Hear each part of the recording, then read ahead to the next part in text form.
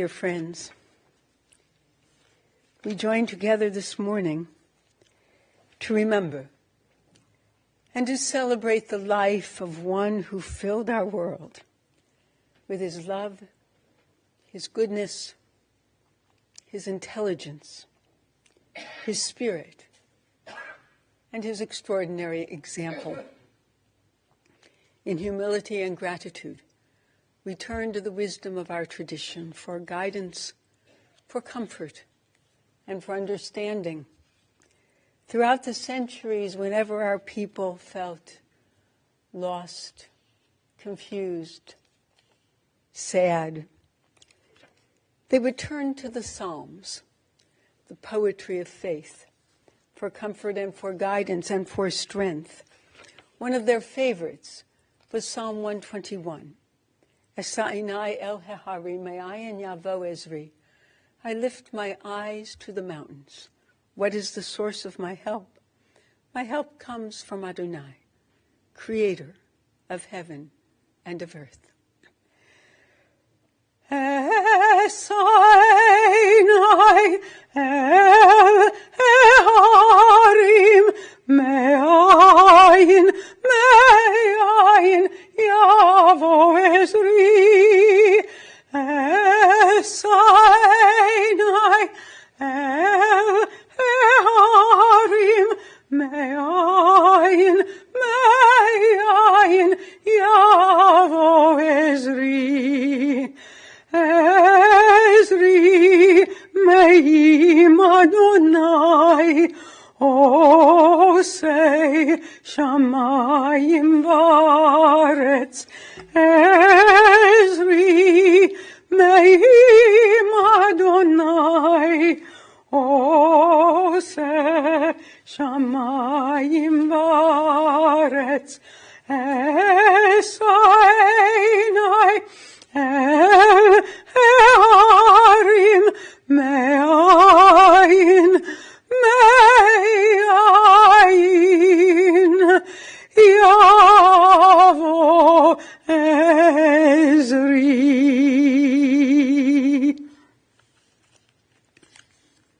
Adonai, what are we that you have regard for us? What are we that you are mindful of us? We are like a breath. Our days are like a passing shadow. We come and go like grass, which in the morning shoots up renewed, and in the evening fades and withers. You cause us to turn to dust, saying, Return, O mortal creatures. Would that we were wise, that we understood whither we are going. For when we die, we carry nothing away. Our glory does not accompany us. Mark the wholehearted, and behold the upright. They shall have peace. For those of you for whom the 23rd Psalm is familiar, I invite you to join with me in its recitation. The Lord is my shepherd, I shall not want. He maketh me to lie down in green pastures. He leadeth me beside the still waters. He restoreth my soul. He guideth me in straight paths for his name's sake. Yea, though I walk through the valley of the shadow of death, I will fear no evil, for thou art with me. Thy rod and thy staff, they comfort me. Thou preparest a table before me in the presence of mine enemies. Thou hast anointed my head with oil. My cup runneth over. Surely goodness and mercy shall follow me all the days of my life, and I shall dwell in the house of the Lord forever. I call now on daughter Laura to share with us a reading.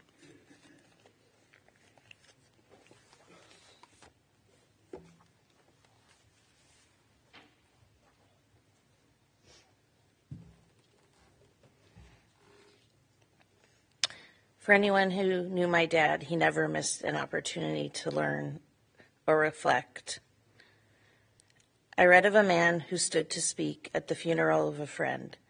He referred to the dates on the tombstone from the beginning to the end. He noted that first came the date of birth and spoke the following date with tears. But he said what mattered most of all was the dash between those years. For that dash represents all the time they spent alive on earth. And now only those who loved him know what that little line is worth. For it matters not how much we own, the cars, the house, the cash. What matters is how we live and love and how we spend our dash. So think about this long and hard. Are there things you'd like to change? For you never know how much time is left that can still be rearranged. If we could just slow down enough to consider what's true and real and always try to understand the way other people feel and be less quick to anger and show more appreciation and love the people in our lives like we've never loved before. If we treat each other with respect and more often wear a smile, remembering this special dash might only last a little while. So when your eulogy is being read, with your life's actions to rehash, would you be proud of the things they say about how you spend your dash?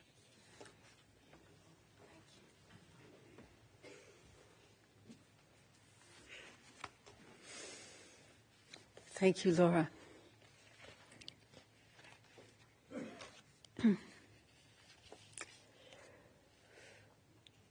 My dear Eileen, dear Wendy, dear Meryl and John, Susan and Randall, Nancy and Jordan, dear Laura and Brian, dear Sarah, dear Larry and Carol, and we know that Sister Margie and her Jerry are watching via the miracle of live streaming. Dear grandchildren, great-grandchildren, family, dear friends. It frequently surprises me how seemingly random occurrences in our lives resonate in a mysteriously meaningful way. A month ago, we knew that Allan had become grievously ill, and yet we thought we had some time before we would face this day. When I visited him just a couple of weeks ago in the hospital, he was alert and talkative, looking forward to going home and spending time with his family. 1 week ago, things took a precipitous turn. And while we knew his time was severely limited, we could not have predicted that today would be the day of our farewell to our beloved Allan Schwartz. Yesterday afternoon, according to our tradition, we turned to this week's Torah portion, entitled Pinchas, named for an ancient priest whose actions stood as one moral standard for the Jewish people. In this portion, however, there is another, not as well known, but important story that set another moral standard by which Allan also lived.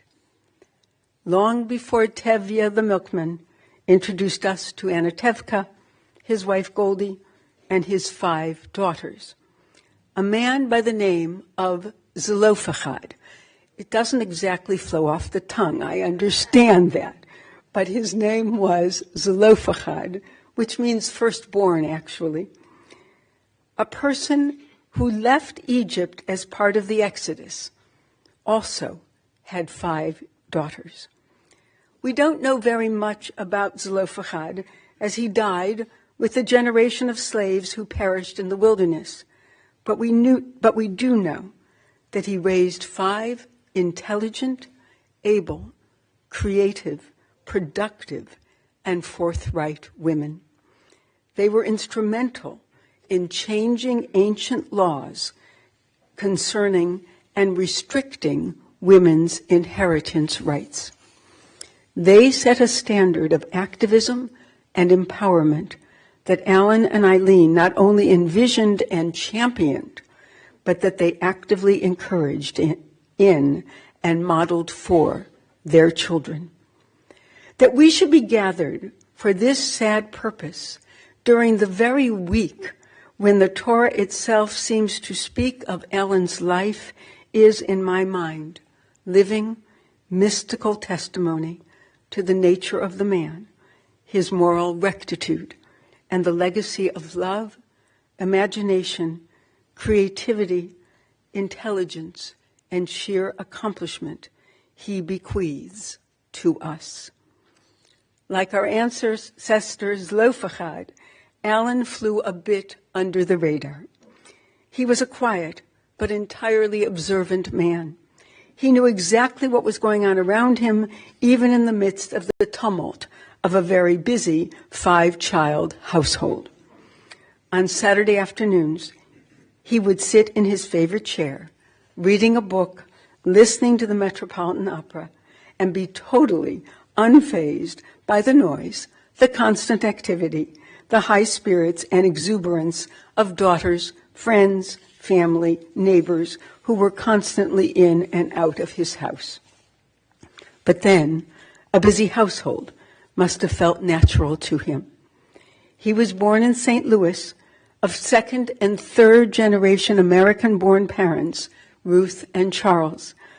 They hailed from Romania and Eastern Europe in remarkable stories of previous generations who narrowly escaped or did not escape at all Cossacks, pogroms, illness, revolution, and poverty, and were blessed with a great-great-grandfather who lived to be 110 years old.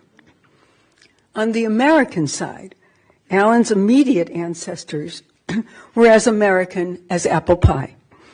His father Charles's parents courted at the St. Louis World's Fair of 1904. His mother, Ruth's parents, also settled in St. Louis, where Ruth and Charles met and married. Like Zelophehad, Allan was the oldest of eventually 4 children, Sarah, Margie, and Larry. As relatively quiet as Allan may have appeared to be, that calm exterior belied a brilliant mind that was constantly engaged, exploring, investigating, and applying technical theories, advances, and possibilities from the basement of his house to his garden to the fledgling computer systems of first Westinghouse Company and then the General Electric Corporation. He was a dynamo. He rode the bus every day with also brainy best friend from grade school and high school to the end of their lives, Bernie Rubin, with whom he engaged in all kinds of exploits, the most famous of which was blowing up the chemistry lab as seniors in high school. Clayton High School of Clayton, Missouri, thus had its own dynamic duo. Although it appears that Allan's dynamism was quite sufficient on its own, as his daughters recounted all of his activities as described in his yearbook, we all remarked, how did he have time to study? He played football until he was in the 9th grade, but remained an avid sports fan for his whole life. He played violin and was assistant manager of the orchestra. He was a thespian, member of the Federalist Club, the PEP Club, Current Events Club, Human Relations, Photography, Latin, Music, and Jazz Appreciation Clubs. He was president of the Science Club. He was on the senior play crew, the talent show crew, and produced 2 school plays, skills he would use again for our justly renowned YPC shows at Fairmont Temple. He was assistant to, and then business manager of the yearbook, a member of the National Thespian Society, and was elected to the National Honor Society, the ceremony for which he attended with a bandaged face from that chemistry explosion. His yearbook also listed his pet peeve, teachers' jokes. You figure it out. Allan was a multifaceted, multi-talented, and multi-interested individual throughout his life. His grandchildren speak admiringly of how he really listened to them, how he wanted to know not only what they were doing, but what they were thinking and feeling and experiencing. He was inordinately proud of each and every one of them, of Wendy and Hank's Kate, who is a property manager, married to Pat, and mother of both Isla and Emmett, and from whom you will hear later, and of Aaron, who is a senior engineer at Kroger, married to Judith, and expecting in September. Of Meryl and of Meryl and John's Lauren, who has earned her PhD, of Maggie, who's a veterinarian, and of Marie, who is a business analyst, of Susan and Randall's Michael, who, like his grandfather, is a systems analyst for computers, and Alexis, who joins us today from Missouri.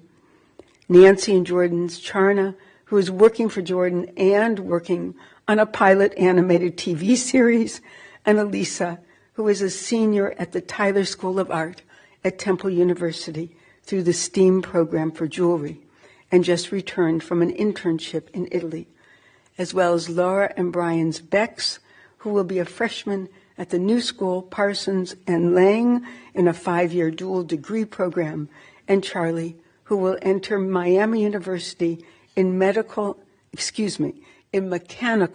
engineering in the fall.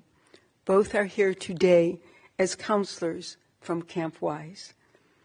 Every grandchild knows that Allan loved, supported, and encouraged them in their chosen fields, each of which fascinated and engaged him.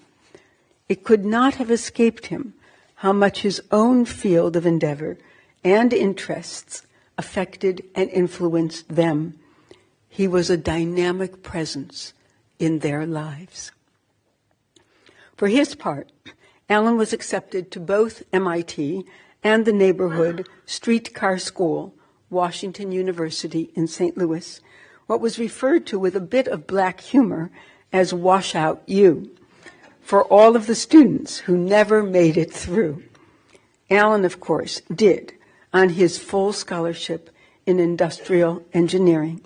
He also had a social life and was a member of the Pi Lambda Phi fraternity. Upon graduating, he was accepted into Westinghouse's prestigious 6-month training program, which brought him to Cleveland. It seems that in his spare time at Westinghouse, of which there was a fair amount, Allan amused himself by kind of playing around and creating a computer program that he later wished he had patented, as someone else eventually came up with the same ideas and did so.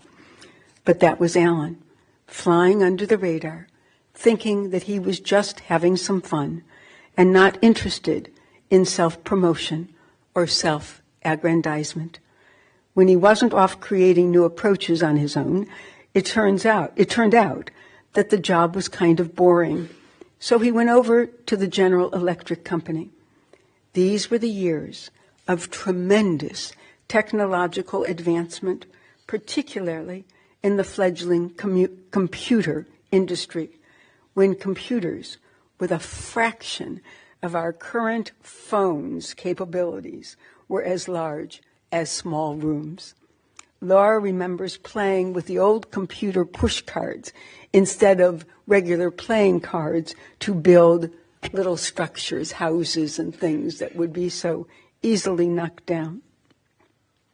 True to form, Allan's work as a computer analyst, a systems designer and engineer, carried with it behind-the-scenes responsibilities.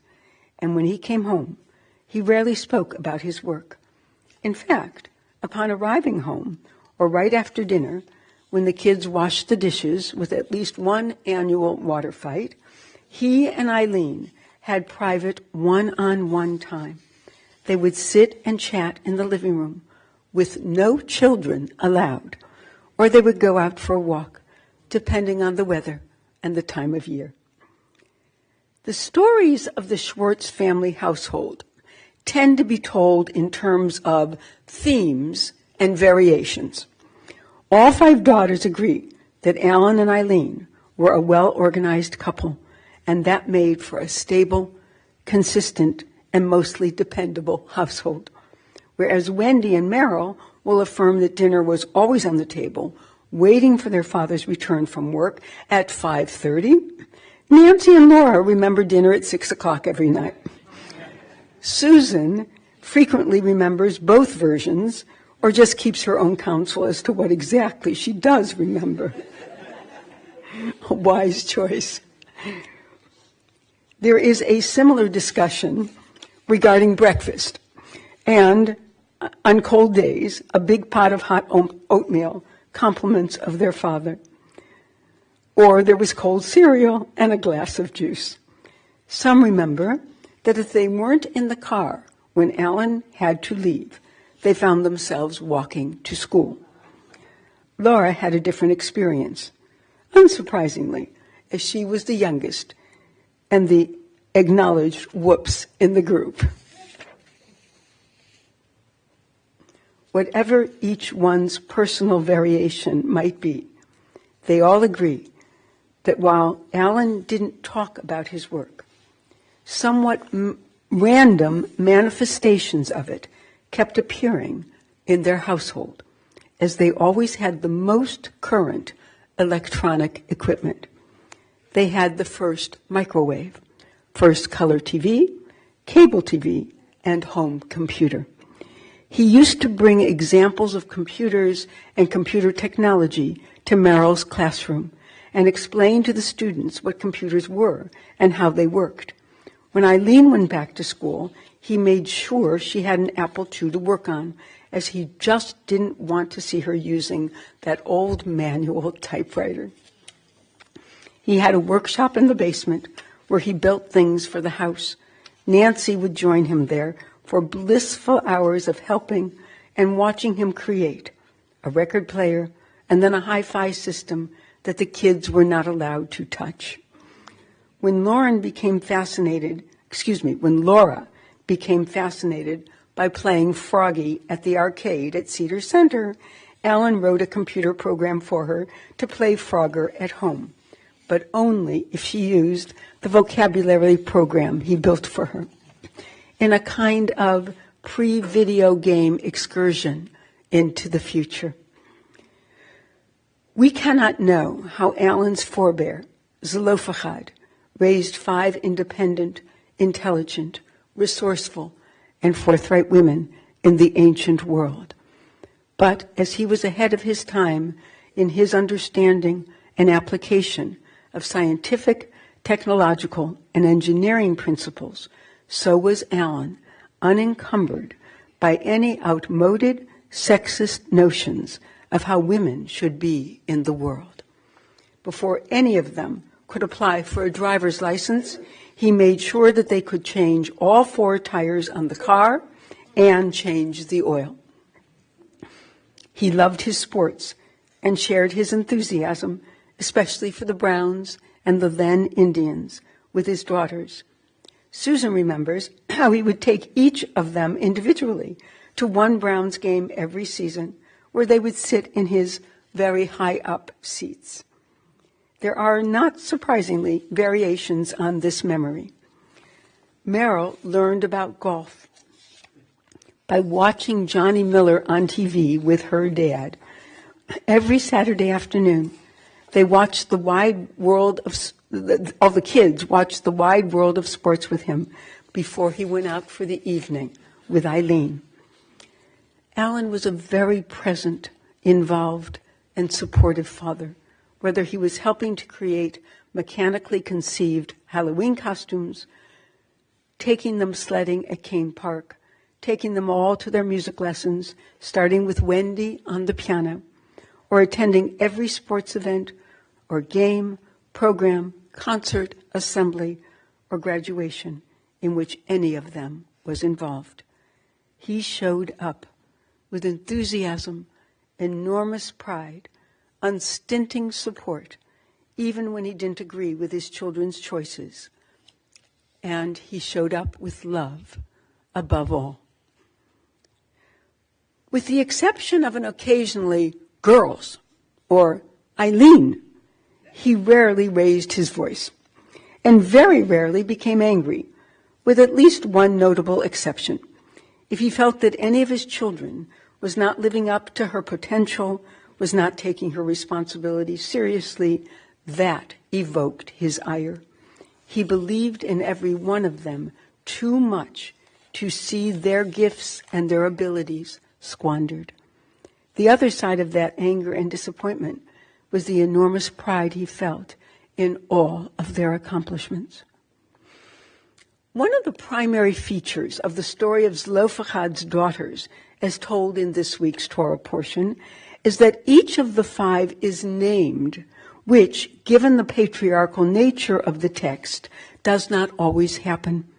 The commentators throughout the centuries see this as an indication of the righteousness of the daughters and of the importance of the legal ramifications of their successful case to change the laws of property inheritance to include women.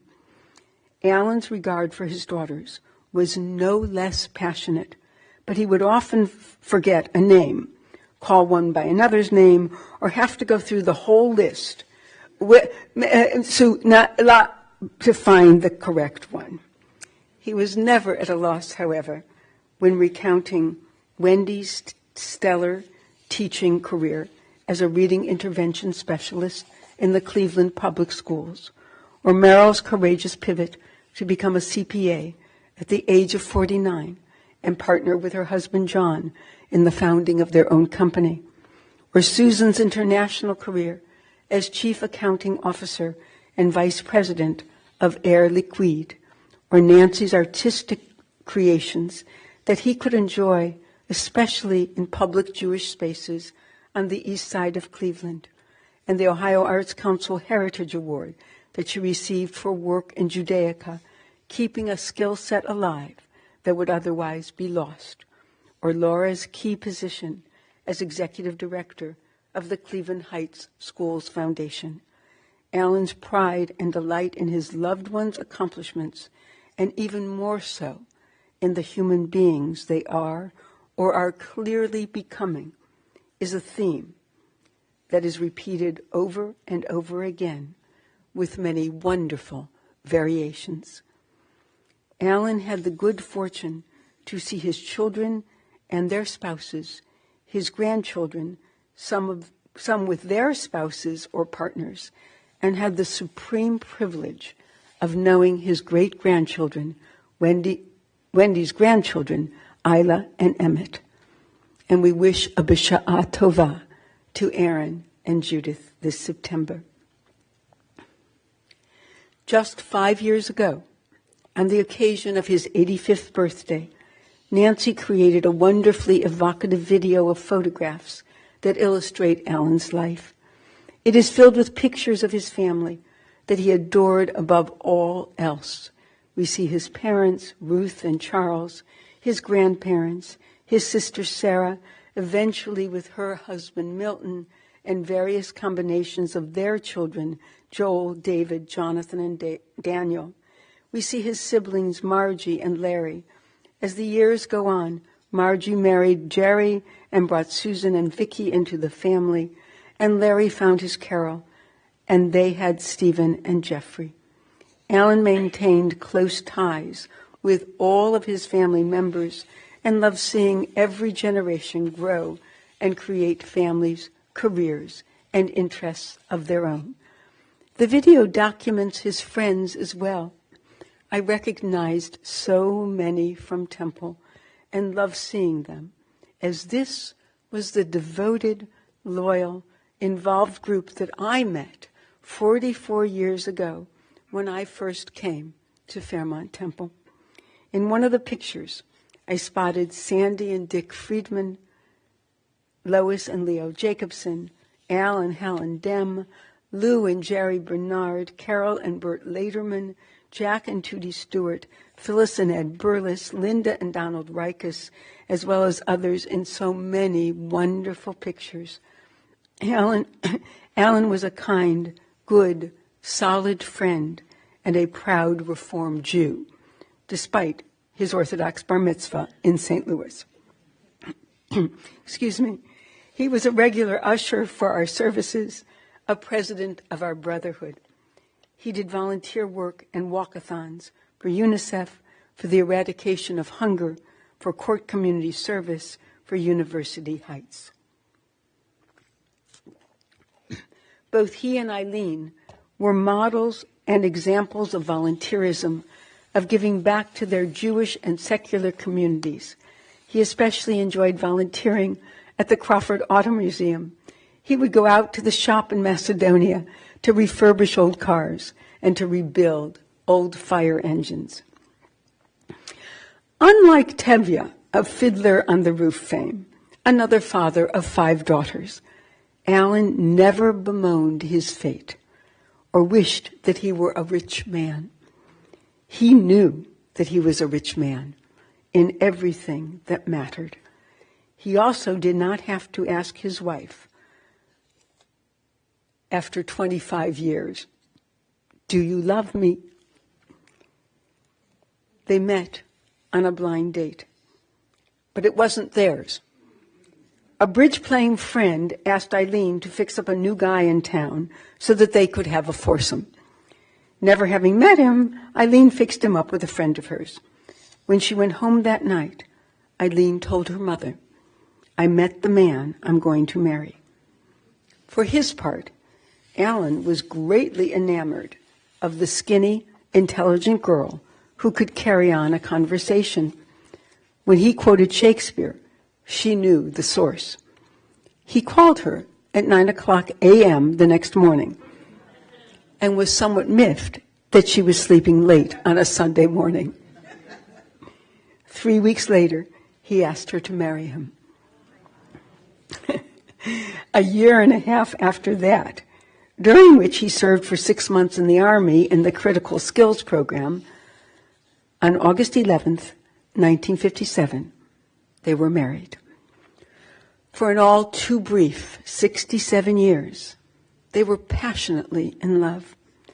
He was the love of her life. For him, it was all about Eileen. They went out every Saturday night, and their children still remember how his face would light up when she came down the stairs all dressed up and looking especially beautiful. Eileen would get goosebumps every time he walked into the room. They shared a life rich in family, faith, and friends.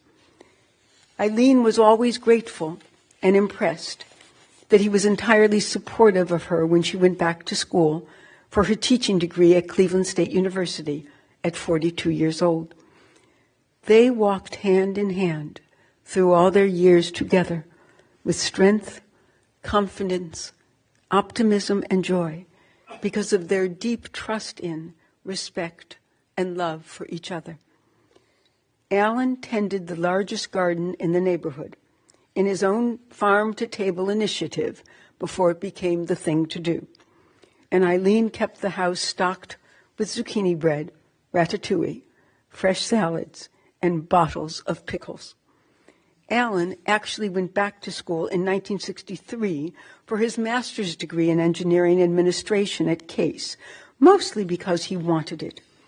After he left GE in 1985, he stayed in computer systems as a contract systems consultant. In the event of a merger, he was the expert who could make 2 separate computer systems communicate with each other. When he retired at 67, businesses kept calling him. He could have kept working, but he was done, and he didn't look back. But he did look forward to doing the things he loved to do, like reading and sports and volunteering and helping friends and family, being available to his girls and showing up for the grandchildren. He loved being with Eileen most of all, and they took full advantage of the years that were afforded them. They loved to travel. Allan's natural curiosity and desire to learn may have helped motivate them, but when I asked Eileen where all they went, she said, "Where didn't we go?" They would alternate 1 year on a cruise with the next year a trip on land. They went to every continent except Antarctica. They traveled through Europe, Asia, Australia, and New Zealand. They visited the Scandinavian countries, South America, including the Galapagos and Machu Picchu. They traveled all through Asia, Israel, Egypt, visited Petra in Jordan, and went on safari in Africa, which was Allan's favorite trip. Their last trip was to India, where they visited, appropriately, one of the most romantic destinations, the Taj Mahal. They did not have to travel the world to find worlds in each other, but they had the best time doing so. And now, Allan has embarked on his final journey. We don't want to let him go because our world seems profoundly diminished without him, without his supportive, comforting, encouraging presence, without his love of us and belief in us that made us feel safe and secure, without his quiet strength and quiet delight in the world and its possibilities.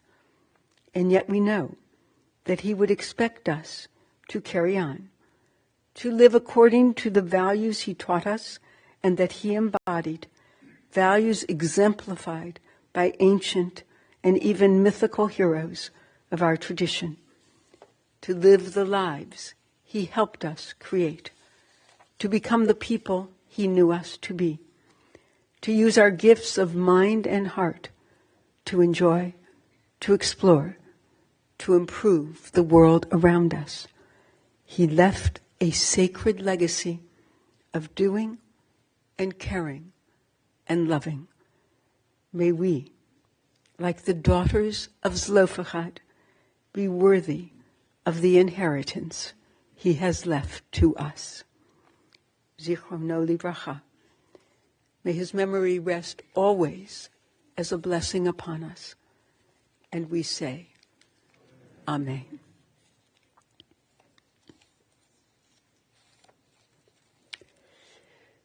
It is a fearful thing to love what death can touch, a fearful thing to love, hope, dream, to be and oh, to lose, a thing for fools this, and a holy thing to love. For your life has lived in me, your laugh once lifted me, your word was gift to me. To remember this brings painful joy. 'Tis a human thing, love, a holy thing, to love what death has touched. I call now on family speakers, Meryl and Nancy, and then Kate and Lauren, or the reverse, whichever order you've decided.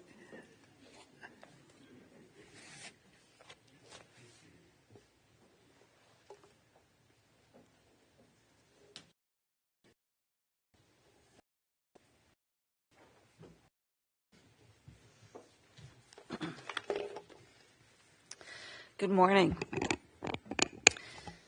Even though our parents raised us to be 5 independent women, Meryl and I are speaking today with one unified voice for all of us. And I've made mine a little shorter so as not to repeat some of the stories that you've already heard today.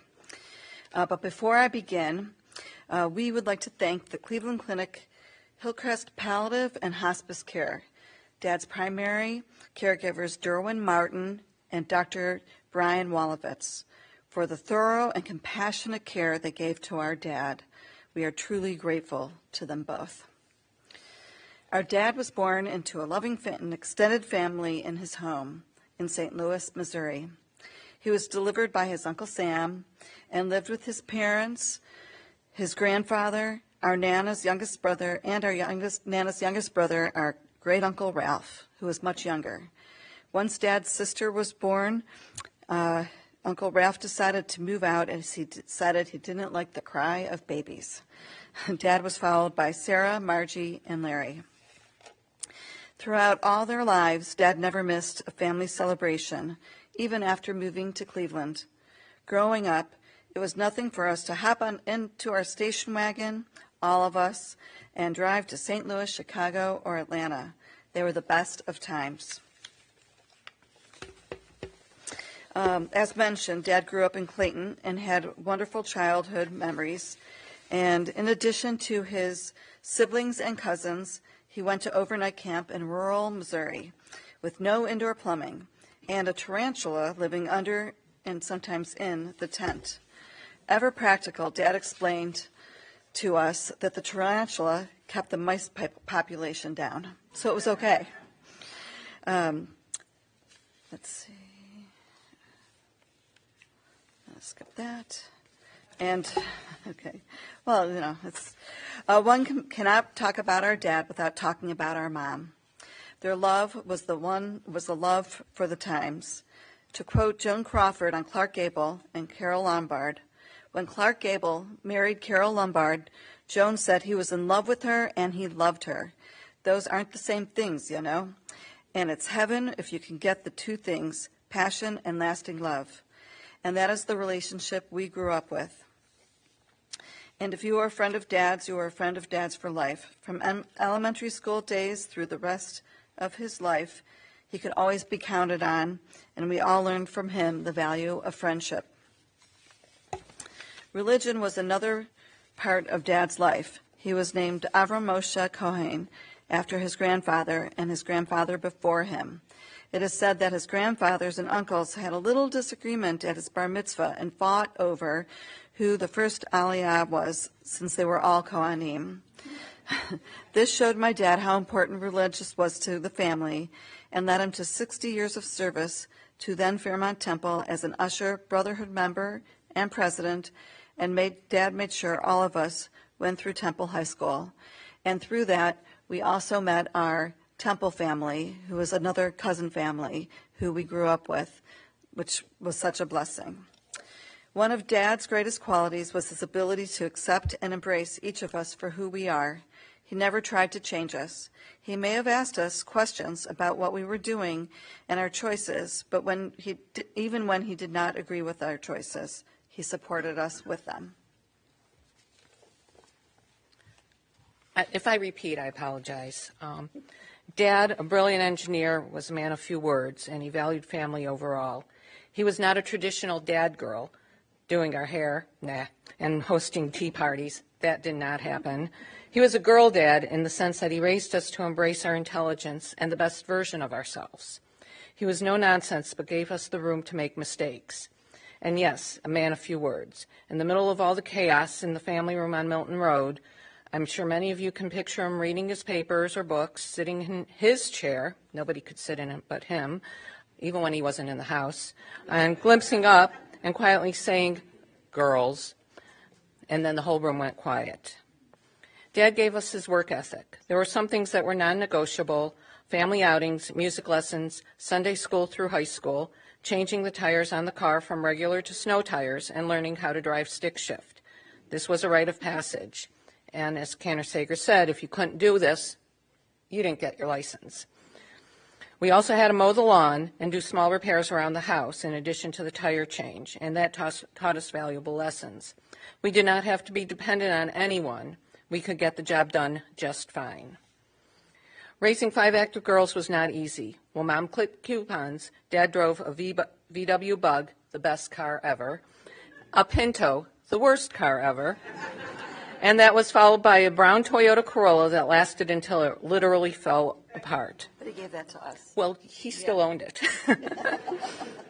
His second last car was 22 years old, another Toyota Corolla, and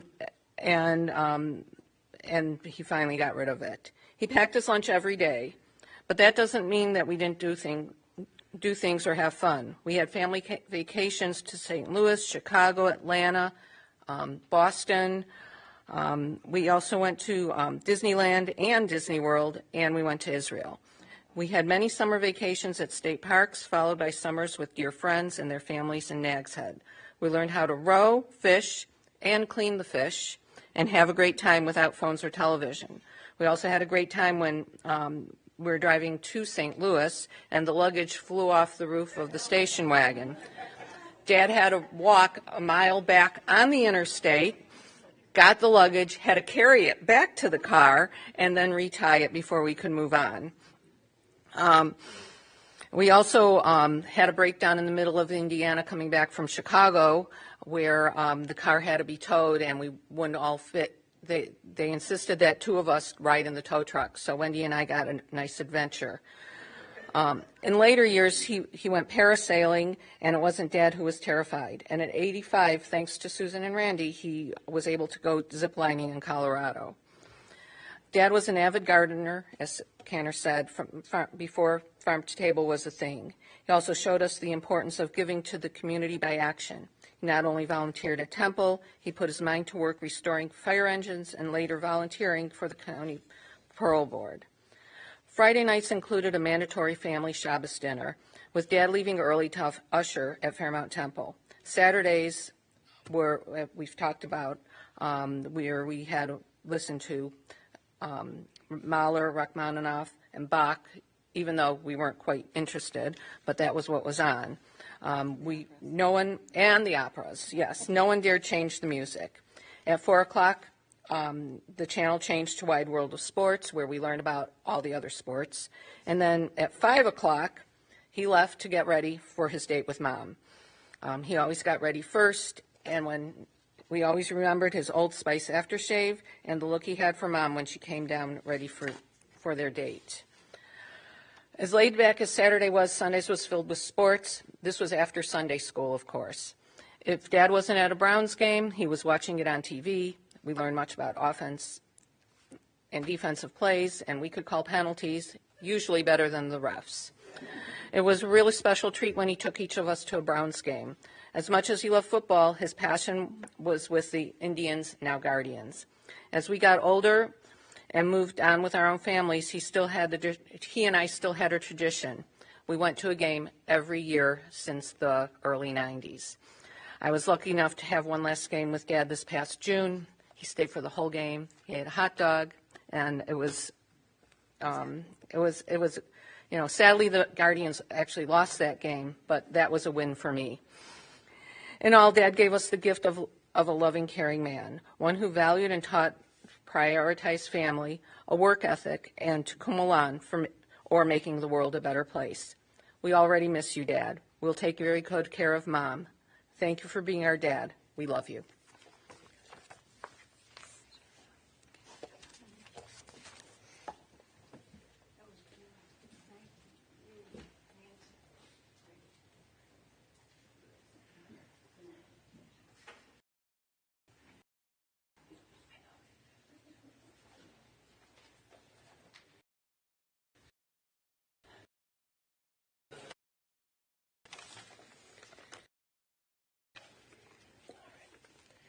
Thank you all for coming here this morning to honor and memorialize our grandfather, Allan Schwartz.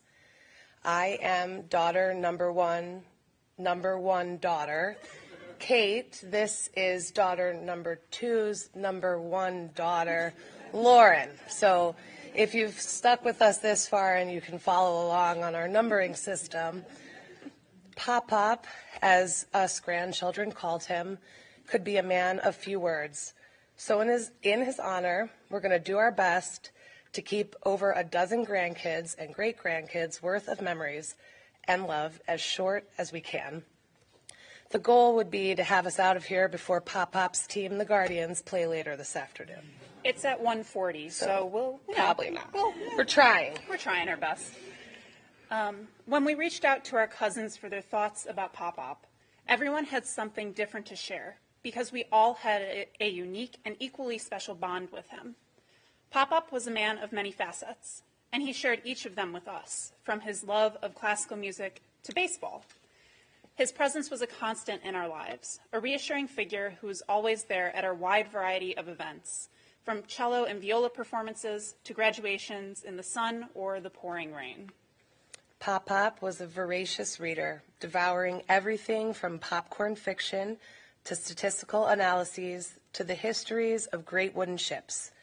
He was happy to sit in comfortable silence with you for hours, but if you asked him a question, he was always willing to share his knowledge and experiences.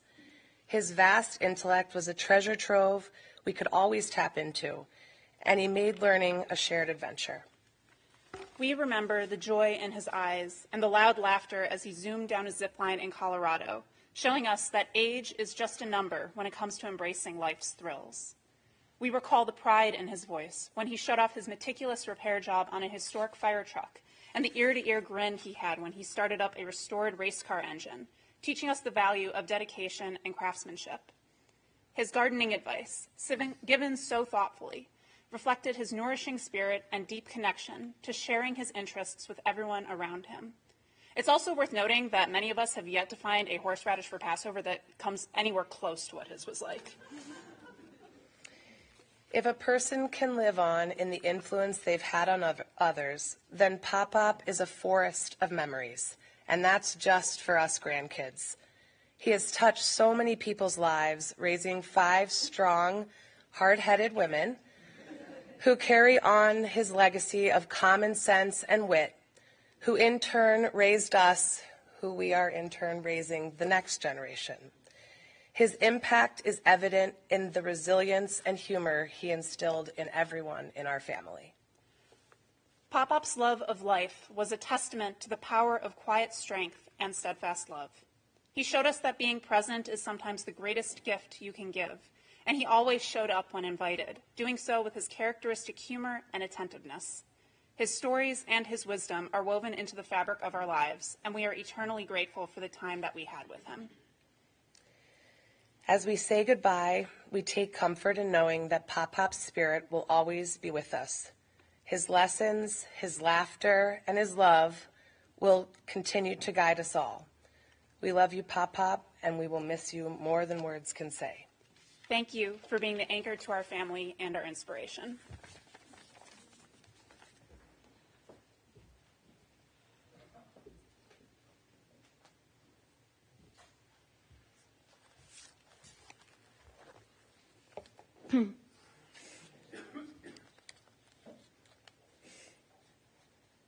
Thank you for those wonderfully evocative tributes to a very special man.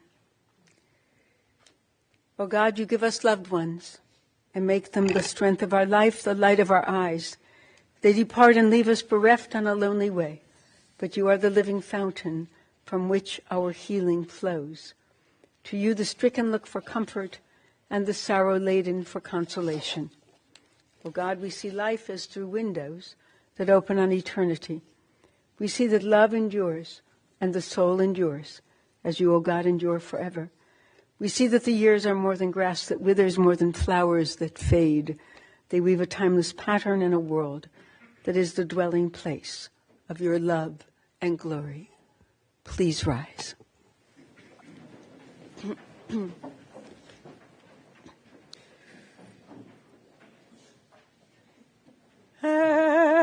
מלא רחמים שוכן במרומים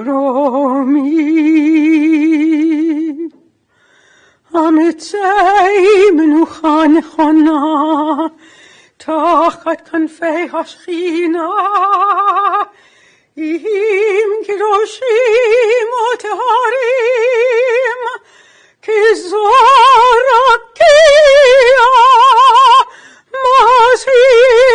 מזהירים את נשמת אברהם משה הכהן בן יקותיאל ורות שהלך לעולמו בעל הרחמים יסתירהו בסתר כנפיו לעולמים ויצרו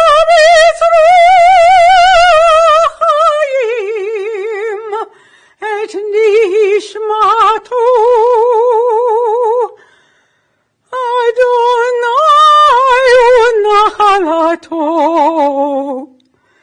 וינוח בשלום על משכבו ונאמר